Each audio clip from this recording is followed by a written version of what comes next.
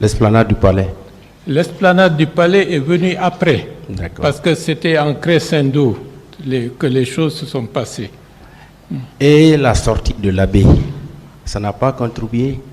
Bon, parce que nous avions déjà pris les dispositions d'organiser la manifestation du 28 septembre, avant même de savoir qu'il y avait un programme qui était esquissé pour que le CNDD puisse aller à l'abbé, puisque la lettre d'information à la mairie de Dixine date du 23 septembre. D'accord. Et la réponse, vous étiez parvenu quand? Bon, je pense que le 24 ou le 25 septembre. D'accord. Et en substance, qu'est-ce qu'on disait dans cette lettre-réponse? Bon, pour la mairie, que le stade n'est pas dans leur juridiction et qu'il ne peut pas prendre des dispositions à cet égard, conformément à notre demande. Et comme dans notre lettre, nous avions demandé à ce que la mairie prenne les dispositions pour assurer la sécurité des manifestants, ils ont rajouté qu'ils ne disposent pas de force en mesure de sécuriser la population et les manifestants. Et le ministre des Sports, est-ce que vous avez également adressé un courrier? Il n'y a jamais eu, à ma connaissance, de réponse à notre courrier, parce que les deux courriers étaient partis en même temps. D'accord. Et au stade, vous avez bien vu M. Toumba? Oui, dès qu'ils sont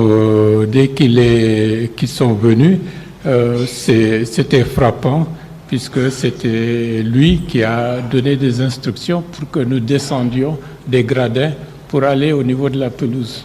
Il était accompagné par des militaires? Bon, il y avait des militaires qui étaient à côté de lui, mais bon,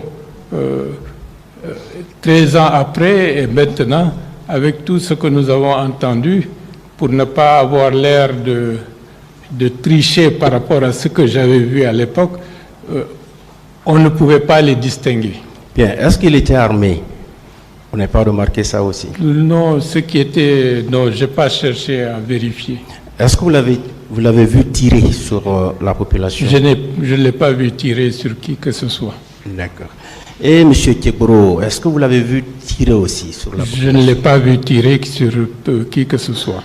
Vous dites que c'est lui qui vous a aidé à sauver Elhadji Cellou? Oui, bien entendu, c'est lui qui nous a sortis de ce pétrin, parce que s'il n'était pas venu à ce moment-là, je me pose la question de ce qu'on serait devenu. Est-ce que M. Toumba a également mis des leaders dans sa voiture? Bon, il a pris tous les autres, il les avait amenés avec lui. Nous, on est restés derrière parce que Elhadji Cellou était par terre et je ne pouvais pas l'abandonner. D'accord. Est-ce que vous avez vu des machettes, des flèches, des gourdins? C'était difficile à dire puisque tous nous avons bénéficié, entre guillemets, de circonstances plus ou moins, j'allais dire, exceptionnelles. En dehors des coups que nous avions reçus, nous ne pouvons pas attester de ce qui s'est passé par la suite à l'intérieur du stade, dans la solitude, mais on a vu qu'il y avait par la suite beaucoup de personnes qui étaient blessées et les récits que nous avons enregistrés étaient macabres. Mais de visu, je ne peux pas dire que j'ai vu des gens, en dehors de ce que je viens de déclarer tout à l'heure, des gens armés de coupe-coupe et de noms. On était dans d'un espace qui était loin du grand monde. Est-ce que vous avez remarqué la présence des miliciens, des gens qui étaient habillés en t-shirt, genre Chelsea et autres?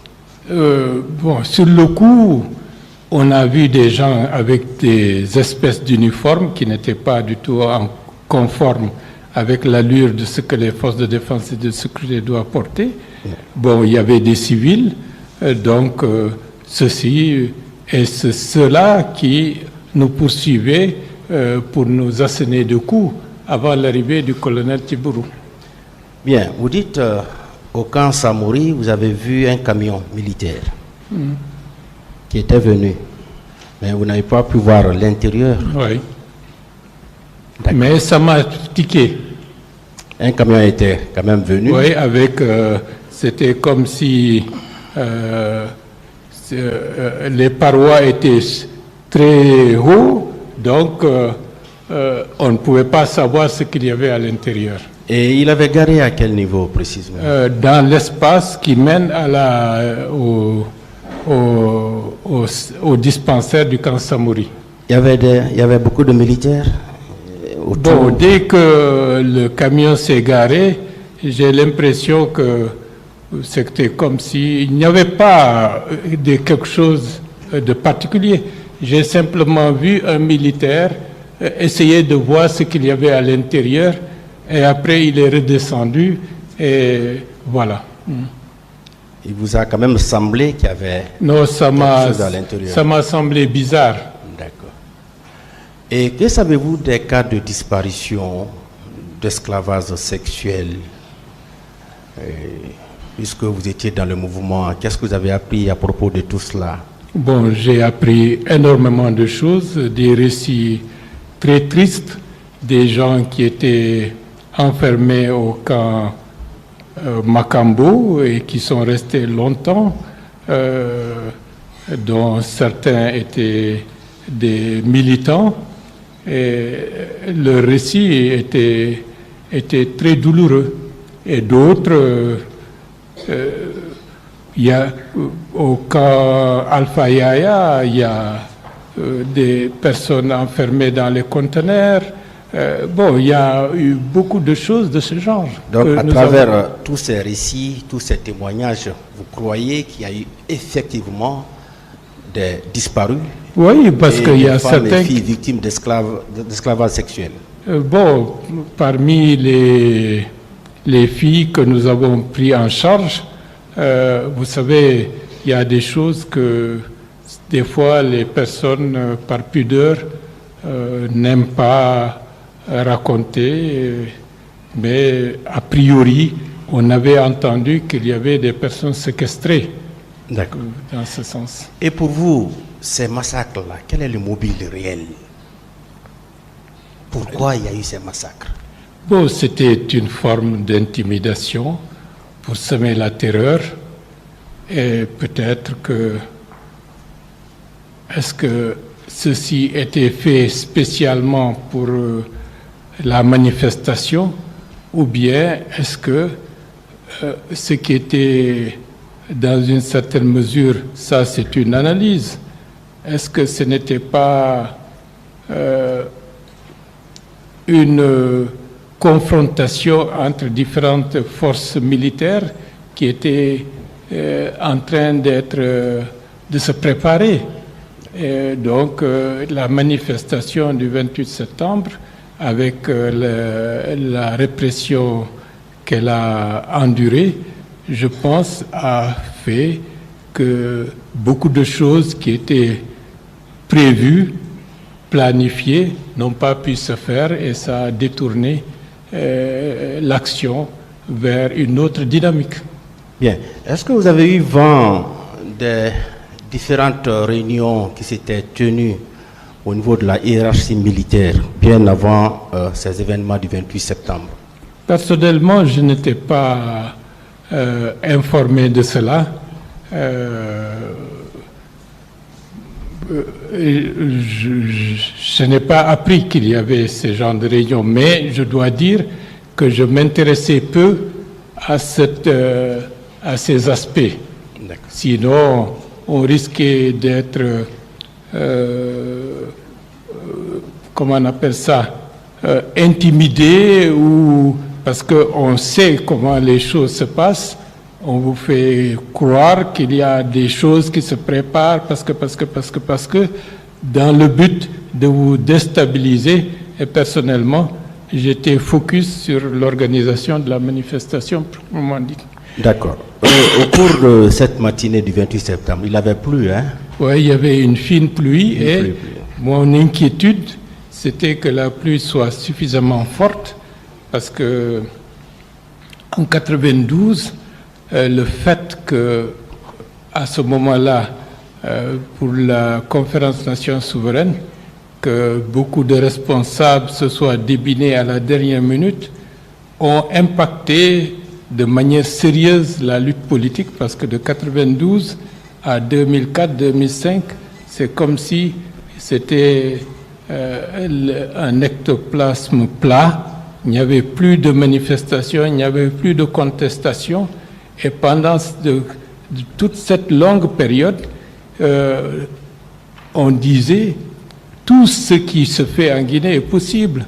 Toute revendication démocratique, s'il n'y a pas un soutien populaire, c'est comme si vous êtes dans les nuages, vous voulez amener ce pays, cette société, vers plus de démocratie. Mais vous voyez, rien ne se passe, la population est atteinte d'une telle apathie, et c'était l'inquiétude que le 28 septembre 2009, qu'on se retrouve encore dans cette situation, parce que si cela se passait comme ça, j'avoue qu'on en aurait encore pour des dizaines et des dizaines d'années dans une situation de léthargie démocratique et de recul dans tous les domaines. D'accord. Vous dites que vous avez reçu un coup au niveau de la tête. Vous avez pu dévisager la personne? Non, non. C'était un militaire, c'était un béret rouge? Bon, vous savez, dans cette brouhaha, dans cette touille-bouille, je n'ai pas pu distinguer, je n'ai même pas vu venir le coup. Tout simplement, j'ai su que j'ai reçu un coup sur la tête. J'étais sonné, mais j'avais gardé heureusement toute ma lucidité. D'accord.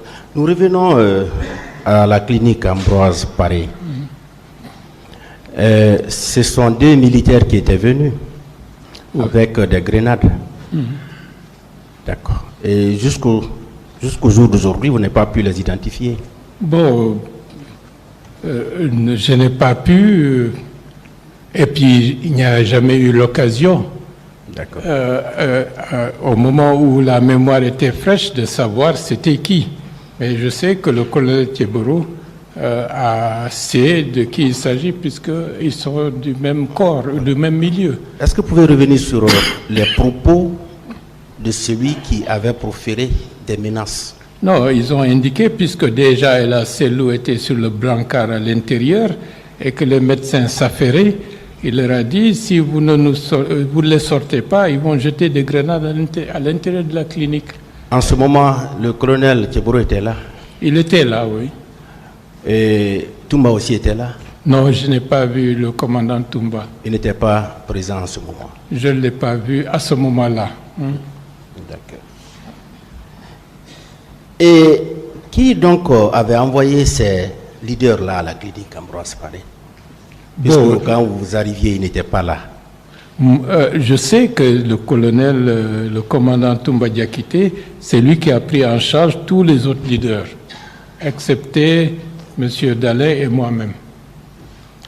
Mais les leaders, eux, ils étaient là à l'intérieur de la clinique? Non, on ne les a pas rencontrés là-bas. Parce que pour moi, le colonel, le commandant Toumba était parti depuis... la notion du temps me fait défaut lorsque j'y repense, mais ils étaient partis bien avant. Je veux savoir, ces leaders-là, qui étaient venus avant vous à la clinique, n'est-ce pas? Ils étaient à l'intérieur de la clinique? Ils n'étaient pas à l'intérieur de la clinique. Ils étaient au dehors? Je ne les ai pas vus. D'accord. Seulement, vous avez vu les deux militaires qui sont arrivés? Oui. Et le colonel Thieboro était là? Oui. Merci bien. Au stade, vous avez vu des femmes violées, des filles violées? Pour cela, la seule femme que j'ai vue, c'était celle au niveau de l'esplanade, qui était entourée par des hommes en uniforme et qui cherchaient à la dévêtir et elle se débattait pour protéger sa nudité. C'est le seul cas que vous avez vu? Oui, parce que... Oui, vous n'avez pas vu des corps? Non. Vous n'avez pas vu des blessés? Bon, nous étions blessés, mais... Hormis vous? C'était difficile parce que vous apercevez du monde, des gens qui courent. Peut-être certains sont tombés. C'était le sauve-qui-peut? Oui, c'était le sauve-qui-peut général. Et nous, est-ce que nous avons fait l'arrivée du commandant Toumba Diakité et notre sortie du stade? Est-ce que c'est 10 minutes? Est-ce que c'est 15 minutes? Est-ce que c'est 20 minutes? C'est difficile de se prononcer, mais bien, je sais que d'autres sont restés là-bas des heures durant, et avec tout ce qui a pu se passer pratiquement dans bien, la solitude. Vous dites que le président Jean-Marie vous disait qu'il avait reçu des menaces. Lorsque vous étiez arrivé chez lui lorsqu'on est arrivé le matin, il n'avait pas l'air de vouloir aller au stade. Vous avez compris qu'il avait reçu des menaces? C'est ce qui était très probable, mais nous avons estimé, pour ne pas rééditer nos échecs de 92, c'était de le laisser là-bas avec un ou deux autres responsables. Je veux juste savoir ce passage. Vous avez compris quand même qu'il avait reçu des menaces, n'est-ce pas? Oui, parce que M. Sidia Touré avait confirmé que lui, il avait reçu des appels. Alors pour vous, est-ce que ce n'était pas des prémices de ces massacres-là? Non, ce n'était pas possible de penser que cela allait être possible. Donc au moment où vous alliez au stade, vous n'aviez jamais compris qu'il y aurait eu des massacres?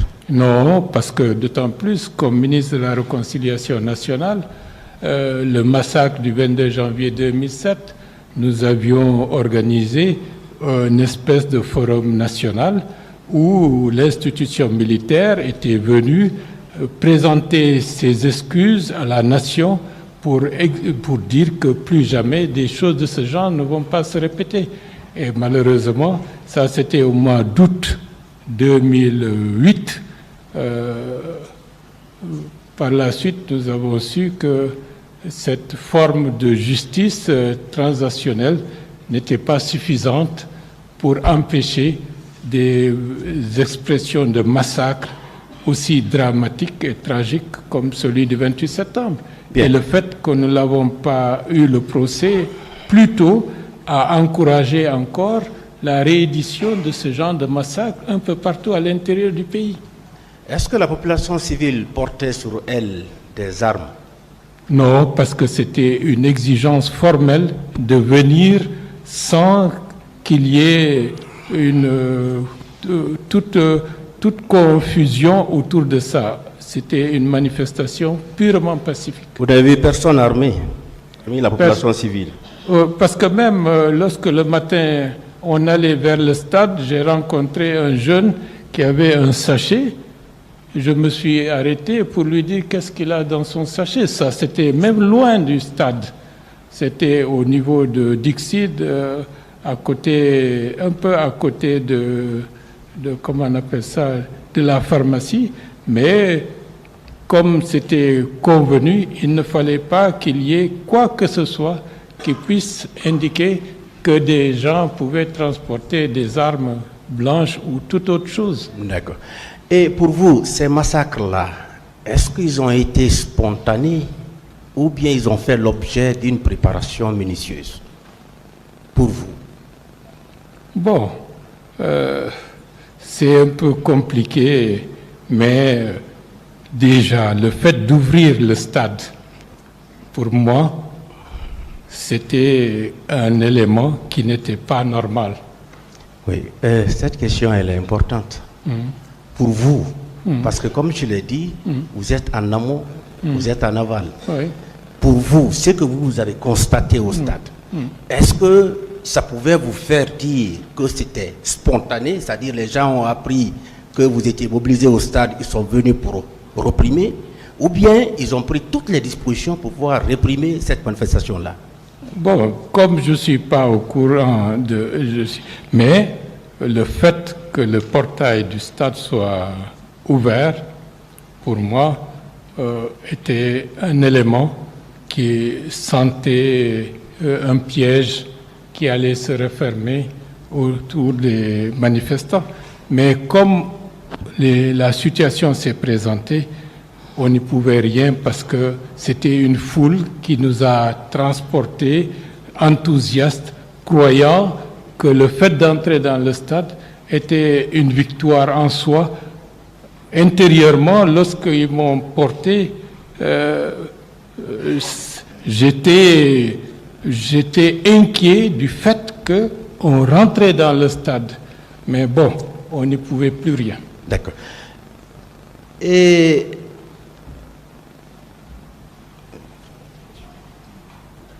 merci bien. Merci. Merci beaucoup.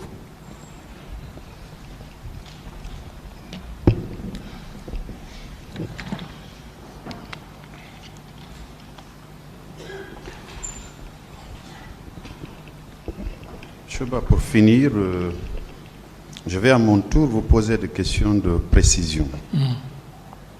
Il est vrai que ça fait assez de temps, 13 ans, la mémoire peut ne plus être fidèle. Vous ferez l'effort nécessaire de vous souvenir des points les plus saillants par rapport aux questions que je vais vous poser. D'autant plus que vous appartenez à une formation politique et vous aviez créé au même moment le Forum des forces vives et vous étiez membre actif, c'est ce qui vous a valu d'être désigné par tout ce beau monde comme l'organisateur principal de la manifestation du 28 septembre, que vous avez voulu pacifique et qui s'est soldée par cette tragédie malheureuse que nous avons connue. Alors, est-ce qu'au niveau de votre formation politique, vous aviez reçu, peu après les événements du 28 septembre, des familles qui vous ont indiqué qu'ils n'ont pas vu les leurs au stade, qui étaient partis tôt le matin pour le stade du 28 septembre, ce même 28 septembre 2009? Bien. Bon, l'expérience, pour remettre tout ça dans le contexte, l'expérience du ministère de la Réconciliation nationale par rapport à la tragédie du 22 janvier 2007, où nous avions cherché à prendre contact avec les victimes, leurs proches. À mon niveau personnel, le vide de documentation lié au 22 janvier 2007 m'a amené en tant qu'organisateur de la manifestation du 28 septembre 2009 immédiatement à prendre toutes les dispositions pour qu'il y ait une documentation des listes des personnes qui ont disparu, des personnes qui sont mortes, des blessés, pour préparer, en cas de nécessité, disons, des procès ultérieurs. Et je pense que ce travail a beaucoup aidé aux travaux de la Commission internationale nationale d'enquête. Il y avait beaucoup de disparus, puisqu'il y avait même une association qui avait été mise en place pour le cas des disparus. On a parlé également des fosses communes. Plusieurs citoyens qui étaient sortis dans la même lancée le matin du 28 septembre 2009, on ne les a pas retrouvés au niveau des morgues, on ne les a pas retrouvés vivantes, j'allais dire. Est-ce que vous étiez informé de l'existence de ces fosses communes où plusieurs de nos compatriotes ont été ensevelis? Les idées dans ce sens ont prospéré, mais en termes de, disons, de preuves formelles, nous ne les avons pas. Mais il y a des informations par-ci, par-là pour indiquer que ces fosses ont existé et que d'autres, est-ce qu'ils n'ont pas été jetés à la mer? Aviez-vous été informé aussi de l'incendie de plusieurs concessions le 28 septembre et les jours d'après, du pillage de beaucoup de commerces et leur contenu, notamment dans les banlieues périphériques de Kaloum. C'est vrai, ceci a existé, mais dans les circonstances de l'époque, les destructions de biens matériels dans notre mémoire étaient considérées comme étant très secondaires au regard de la tragédie que nous avions enregistrée. Vous étiez l'un des leaders politiques qui était à la tribune du stade du 28 septembre. Oui. Il y a eu des tirs à balles réelles. Est-ce que vous avez vu des citoyens tomber là-dedans du fait des balles que les militaires avaient tirées? Comme le stade est très vaste et que nous avions aperçu, ou j'ai aperçu, ceux qui étaient au niveau de la pelouse et au niveau des gradins fuir et s'éparpiller, et certains tomber de loin, on ne peut pas attester si ces personnes ont été atteintes de balles ou sont tombées comme ça, pour ne pas être très formel sur la question. Je ne peux pas être très affirmatif. Parce que vous étiez l'un des organisateurs, est-ce qu'après la soirée du 28 septembre ou les jours d'après, vous êtes rendu à la morgue, aux différentes morgues de Ignace Dine et de Donka? Bon, nous sommes restés, je pense, 72 heures à la clinique, 72 heures, je crois, à la clinique Pasteur. Et à partir du 1er octobre, l'idée qui était, c'était comment faire évacuer, à mon niveau personnel, comment faire évacuer toute la famille. Ça m'a mobilisé. Ce n'est qu'après que j'ai commencé à sortir, à aller déambuler dans les rues de Kaloum pour s'enquérir de la situation. Le premier contact avec les hôpitaux, c'était, je pense, le vendredi où les corps ont été exposés au niveau de la grande mosquée Faisal.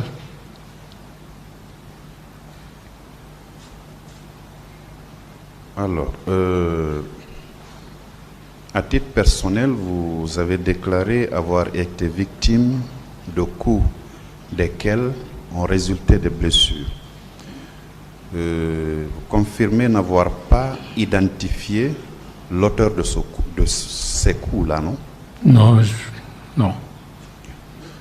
Parce que vous regardiez plus ou moins la radio, la télévision nationale, et vous connaissiez plus ou moins certaines des personnes qui sont dans le box des accusés.